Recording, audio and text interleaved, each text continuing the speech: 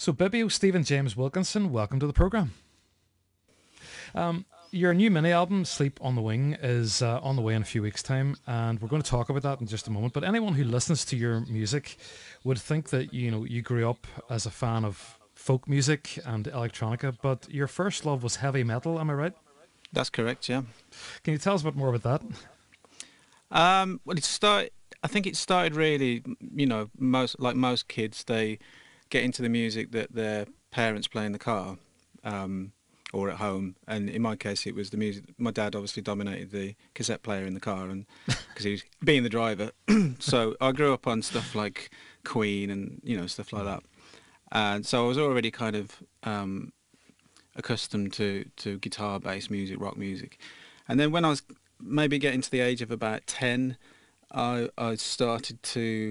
became more aware of, especially growing up in the Midlands and going up, hanging out of town and stuff like that after school or whatever, seeing groups of kids with T-shirts with zombies on and stuff like that, and was attracted to this sort of mystery of it. What is, what's this world all about? And one of the bands that came up a lot was Iron Maiden. So one time when we were doing our weekly shop, I went to the cassette section in Asda and chose Iron Maiden's debut album on cassette. Fell in love with it, and then that just kind of led on to learning about more bands, and that was the first album that I bought that was not that was my own choice. That was I think I remember putting it in the shopping basket, and my dad said, "Not sure you're going to like that." But he was very wrong. So, I mean, when we talk about Iron Maiden and then we think about, for example, your last album, Ribbons, these things are quite some distance apart in the musical spectrum. What are the stepping stones that lead you from, that kind of heavy metal through to a sound that we're more sort of associating with you? It's a good question, really. I mean, the thing with Iron Maiden is, I think it's very melodic music, and it's very, the musicianship is very, very good. But there was always like this sort of slightly medieval sound to some of their songs, like in the chord progressions and things like that.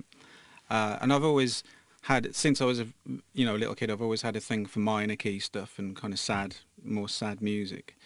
But yeah, it is a bit of a strange one, because I think that for a good 5-6 years I was very sort of kind of patriotic to heavy metal, and and in my early teens I was quite against electronic music, because it was in my mind talentless and just pressing buttons and stuff like that.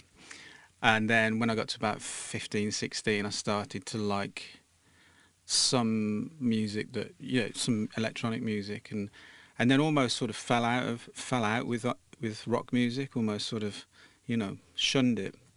And it wasn't until a bit later on when as a guitarist I discovered some new bands that sort of rekindled my love for the guitar again.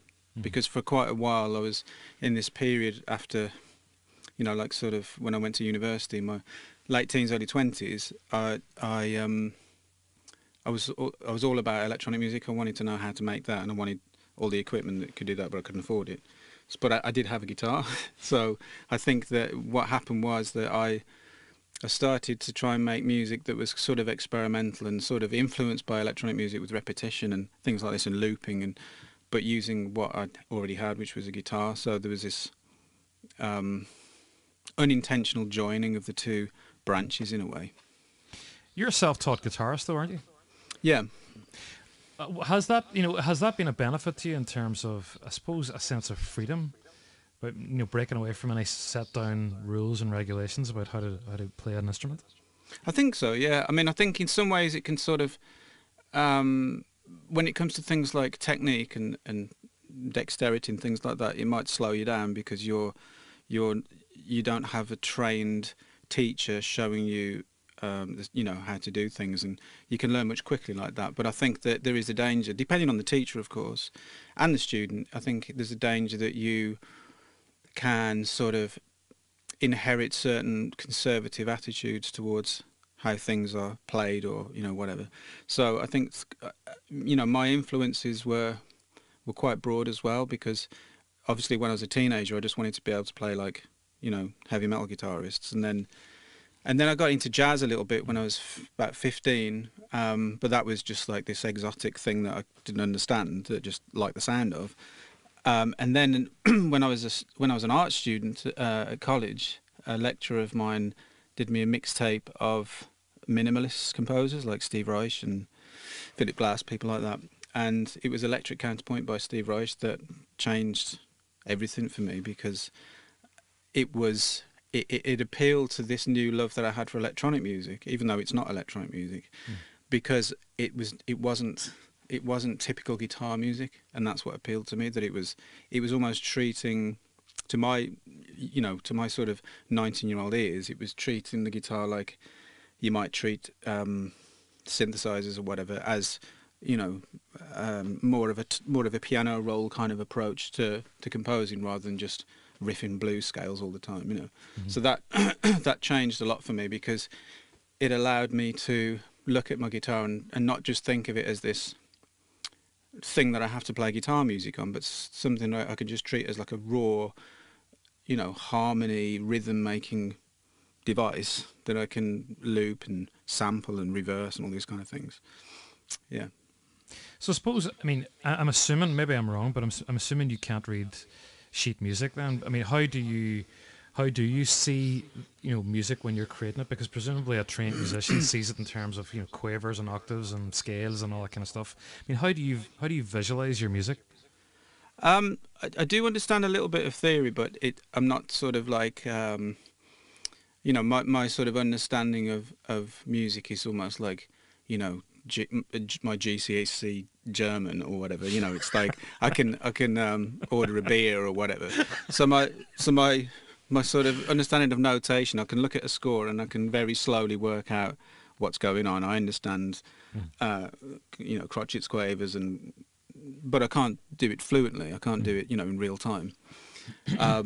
So I was asked recently, I can't remember who asked me this question, but I was asked whether I compose music in my head, or do I need an instrument? And it's a good question, because I'm one of these musicians that needs an instrument. You see, I have ideas in my head, but they're not melodies, they're not tunes, they're more music production ideas. So that I have technical, almost scientific ideas of things to do in the studio with certain pieces of equipment, and you know, that's where my imagination tends to that's when it can sort of exist on its own without any external influence. Yeah. But music, melodies, rhythm, harmony, all that kind of stuff, it comes out of me when I have that instrument. Or in the case of singing, it comes out when I have an instrumental to sing to. So I write, you know, my singing, my lyrics usually come after. Yeah. So I might write a tune and it's in an instrumental form, and then I put it on my phone so I can listen to it in the house when I'm cooking or whatever, and I might end up singing some nonsense to it and trying to find a melody or a rhythm or whatever. So there has to be something, you know, in front of me to sort of to play with or play to, and that's how my music comes out. So it's very much internal, but it's not. I do have my own kind of ways of thinking about music, but they're quite sort of personal and abstract, so it's quite hard to translate them into words. Yeah. I find it really interesting that people like yourself who make really, really expressive music but are coming from this position and not coming from a traditional musical background. I mean, I think Jason Pierce from Spiritualized, I remember when he was talking about the Let It Come Down album, and he can't read sheet music, can't write music, but obviously he can write music. So his way of doing that was to sing each line of orchestration into a tape and send it to a friend who could write music. Right, and that's how he scored the entire thing. And you know, I think it's amazing. It's just these things fascinate me. That you know, yes, you know, there is this incredible wealth of music out there from people who are trained musicians and who study classical music, but you know, it's music itself is just this current that runs through people and runs through. You know, it's not really about sheet music. It's about this current that runs through people. Yeah, yeah. I mean, I think that sometimes, you know, over the years, I've thought to myself, should I knuckle down and you know, really learn the dots? But I think I kind of know that I'm not that kind of person that's going to do that. You know, Mm. like it's kind of the same with language, that I love language and I love accents, and I love dialects and all that stuff. But I never read. I hardly ever read any books. I mean, I Mm. read stuff online quite a lot. Mm. I'm more into reading articles or whatever, but or technical things. But I don't read. I don't sit down with a paperback, and I just can't. My attention just is somewhere else. You know, I get to the end of the page and I think I don't remember any of that.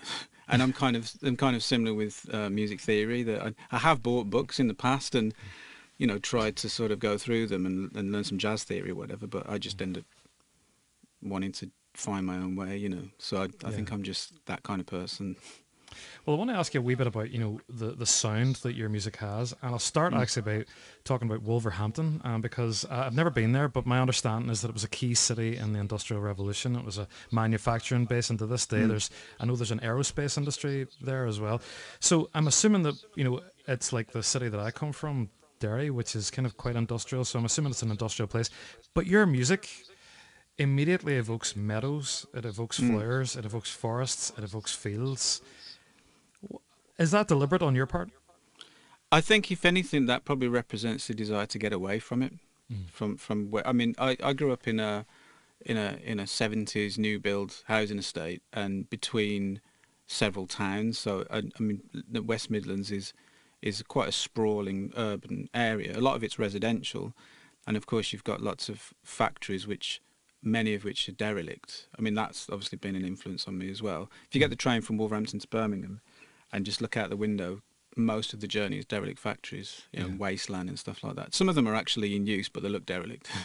But you know, there's lots of like shells of buildings. So I think that with also growing up, a lot of people from my part of the world um, go to Wales on holiday because it's close Mm. and it's totally different. You know, it's a real break from the city and from urban life. So I think that I fell in love with that at an early age. I've always preferred the countryside. So I think that when that comes out of my music, it's more of a desire to, you know, to escape. I'm not really one to sing about myself and Mm. my life. So I tend to, I'm more of a dreamer. So, you know, Mm. I suppose that represents this desire to be somewhere else, you know. Mhm. But it's one of these things that it's a distinctive feature that runs through your music right from the start, right to now, right to Sleep on the Wing. Mm. It's got that sense. I mean, when I've been talking about your music on the radio before, and I've been playing tracks like Petals or Curls, it's as if we are hearing the sound of leaves, the sound of vines twisting around trees. It's that kind of sound. I mean, you know, is it a conscious thing that you carve music in that way? Or is it something that is just kind of osmotic? Does it just happen because of these dreams of escape into the countryside? I think those organic sort of analogies or whatever that you mentioned there, they probably come from like they probably link with things. If you look at my photography, for example, on Instagram, that I tend to favour rural scenes quite a lot, and I suppose that I have this sort of eye and ear for organic things. I mean, obviously there are contradictions to this as well, because if you listen to some of my music, like on A Mineral Love, like Why So Serious, tracks like that are very sort of 80s Of pop, course, very yeah, yeah. very very polished. So, but that just represents another line of influence, really. Mm. But yeah, I think that these sort of organic aesthetics, if you like, which they're intentional, but they're not really. They just happen. You know, Mm. it's the thing is with working alone, like I do, is that there is no dialogue with, like, if you're working with a band or another musician, you tend to form a dialogue. You might form shorthand. Lots of people do this. They form these almost like a code language Mm. to communicate ideas and whatever. When you're on your own and you're internalizing it all, it's not necessarily verbal. It's not text based. You Yeah. know, it's it's more abstract, really. So when Mm. it comes to things like interviews, I have to sort of try and turn it into words, and it's not that easy, Yeah, yeah, yeah. because they exist in my head as like musical ideas or pictures or whatever, and textures, things like that. I think Mm. textures is a very relevant one, actually, because I care quite a lot about the texture of, you know, the instruments I record, and don't just record them. Often don't just record them raw and that's it. That's how they are. I treat them, or, you know, record them with certain microphones or certain techniques to make them sound. I don't want them to sound too much like reality. You know, I want them to sound a little bit dreamy, a little bit impressionistic. Yeah. I don't want to go through your albums blow by blow, one step at a time, but one that is kind of key in the history of your music, I think, is Ambivalence Avenue, because it's where you sign with Warp Records. It was where I first encountered your music, and you know, how important was signing with Warp Records? You know, how significant was that for you? Massively. I mean, it was when I went to university. Around that time, I was getting more into electronic music, and pretty much all my favourite artists were on Warp. So it was this, you know, I saw Warp as like this. I didn't see it like a record label like I see other record labels. I saw it as like this place that, you know, this fantasy place where all these amazing original music, you know, artists are coming from, that are all different and obviously coming from different places and don't even know each other. But it seemed like there was this, there was something somehow connecting them together. And maybe it was just their originality, and I think that there were a lot of good melodic ideas and things that weren't generic, you know. So for, you know, a long time really, for a good, I mean, that was probably around 99, 2000. So that was sort of the dream, you know. So to actually get there in the end was yeah, huge achievement. But it was almost as if your music took a huge leap forward at that point too, you know, because up to then, the first three records are absolutely gorgeous, but they tend to be vignettes of the kind of guitar music we've been discussing. Yeah. But when you go to Ambivalence Avenue, things really step forward in terms of your production and everything. Yeah. Yeah, something, I mean, to be honest, it was more a case of, I've read some comments that people think that I changed my sound when I got signed to Warp, but it's more that I got signed to Warp because I changed my sound. Yeah. And I didn't change it to get signed to Warp. It was just that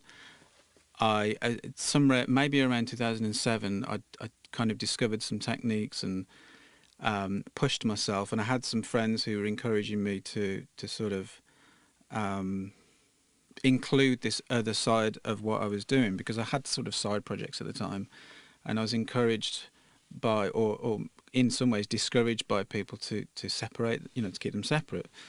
And then that sort of started to get more integrated into my music. So to be a bit more specific, I was making this sort of lo-fi folky guitar stuff, and then on the other side I was making kind of instrumental hip hop that was influenced by Jay Dilla and Madlib and people like that. And then I started to the techniques and the skills that I'd learned from that started to seep into, you know, the other music, which I suppose I considered to be more me, to be more my thing, my invention. And the track Ambivalence Avenue, the first track on the album, was actually the start of that. It was that sort of milestone for me. Well, you can actually hear that synthesis that you're describing. You can actually hear it in that one track. You've got that sense of like this hip hop, this kind of warped hip hop sound mixed in with, again, that bucolic outdoors kind of acoustic sound. I think that's when it sort of I'd clicked, you know, and I'd sort of I've managed to bring them together, and that was actually the track that got Steve Beckett's attention. Yeah. And then it was a case of once I got the attention, that kind of ramped up my productivity, because I had at least a toe in the door. Yeah. So yeah, I just started to do more and more, but also there was that variety there as well, because I don't really like to kind of take sides with, not anymore. I used to be a bit more specific about what Bibio was, but now it seems a shame to do that, to kind of eliminate certain things from you know, from the whole project, really. Well, let's fast forward from Ambivalence Avenue in 2009 to now. So we've had Ribbons last year, absolutely gorgeous record, and now you're going to release a mini album called Sleep on the Wing. We've heard the title track on the program, which is, again, beautiful.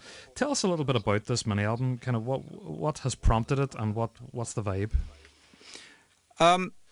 Well, the music making process is always ongoing with me because I don't tour. So when I finish an album, I'm not going on the road for a year or whatever, and I'm not also spending lots of time preparing shows. I might do the odd one, but so I just go straight back into the studio. And in fact, when the album's out, it's already like a year old for me. Mm. So I've already been writing new material. Mm. And there's been kind of a pattern where since Ambivalence Avenue that I've done an album, then an EP, then an album, then an EP, sometimes two EPs. Mm. And it was kind of the same thing in this situation. That I'd around the time of Ribbons, when I was very much exploring and the acoustic instruments a lot more, and I was teaching myself violin, and I bought mandolins and these other stringed instruments. So these were tracks that I'd written after Ribbons. Maybe some of them kind of overlap as well, but they were just, I was still in that frame of mind. I was still in that aesthetic, and I had quite a few tracks together, and I thought for me I felt like the next album, the next big album, is going to be totally different. So I wanted to find a home for these because I didn't want to do another Ribbons, Yeah. So I felt like that would suit an EP because it's more on the instrumental side, and it feels like a sort of almost like a satellite release to Ribbons. It feels connected to that. Yeah. So yeah, that's how it came about, really. Have you been writing during lockdown? Of course, yeah. I mean, my lifestyle hasn't changed too much, to be honest, during this lockdown, because I'm here most of the time anyway. The only thing that's changed is the lack of socialising and occasionally, going for day trips to places. So I've had more time here, so I've probably been in my studio more than usual. Mm-hmm.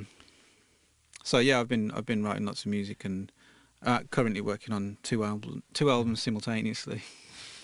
Has it coloured the work that you're making at this minute in time, or is it because it's not that different? Maybe it doesn't have an impact, but is it colouring what you're doing right now? I don't think so. No, I think my studio is sort of like this isolation chamber anyway, because it doesn't have any windows, and it's it doesn't have a sofa. It's not a place to come and chill out. It's a mess. It's always a mess, and it's tiny, and it's a workshop. It's somewhere to work. And when I'm in here, it wouldn't matter if it was midsummer or midwinter. It feels the same. I mean, if anything, I've been trying to make an effort to spend a bit more time in the garden, because what happens every year is that it gets to winter and I regret missing a good chunk of the summer. Yeah. And the winter seems to drag, and so I've been sitting in the garden more, and sometimes playing my guitar in the garden. But I've always got this itch to work on something. But yeah, I've been trying to get some sun rays as well. So lockdown hasn't really changed how you work and the way you do things, but it's a difficult and a strange time for everyone. But it's also a time that is prompting people to, I suppose, reflect on their lives. Has that been your experience during these last few months? I haven't really given it a huge amount of thought, to be honest. I mean, it sort of, when it first started to happen, I became quite sensitive to the idea of how fragile our civilization, our global civilization is, and how that none of us really seem prepared for something like this. This is the first in our lifetime, and even though it's nowhere near as severe as the Second World War, it kind of made me think of like that was another time when people were told that they couldn't do this and they couldn't go out, and and there hasn't been anything like that on a global scale where it's really stopped things from happening. So there has been some obviously a lot of conversations about this as well, but I'm definitely in one of the privileged people because I have a garden, and I can go for walks in the countryside. I'm not stuck in some high-rise flats in the middle of the city and have all those restrictions. So I'm definitely it's made, if anything, it's made me appreciate how fortunate I am in my current situation. So yeah, it's been a lot of reflection, I think, but I've also just been getting on with what I do, and Well, you mentioned that there are two new albums that you're working on at the moment. I'm going to assume that you can't tell us much about them, but can you tell us if one of them is going to be an Iron Maiden inspired heavy metal album? No, it's not. I'll say that one of them is. I mean, it's maybe halfway through already, but that could turn out to be totally different to how it's currently sounding because that's just how I am. The other one is another Phantom Brickworks album, which was always my intention to do a second one. So, which one will come out first is I don't know yet. It really depends on how much. The thing is with the first Phantom Brickworks album is that it spanned 10 years, and it wasn't that it took 10 years to make because I didn't start out making it as an album. It was just something that I did, and those style of tracks built up, and it started to feel like its own project.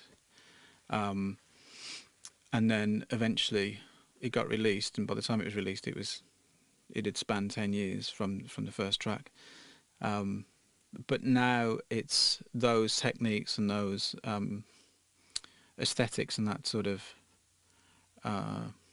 theme that it has is it's quite well established, so I can just carry on doing that kind of thing. So currently it's in the same it's in the same vein as the first one. Obviously it will have something different about it, but it's where with my other albums I like to explore completely different territory. Phantom Brickworks feels like quite it's a homogeneous album, and it's very much it's a little bit more it's more of a specific genre, it's more of a specific sound, so it's not as it's less of a mystery to me where it's going to end up. Where with the other album, it's currently sounding more like a Mineral Love, but who knows what it will sound like in a year's time. Well, look, we're very excited about the release of Sleep on the Wing, and we're going to be playing loads from it on the show. But for now, Stephen, thank you so much for joining us in the programme, and all the very best for the future. Cheers.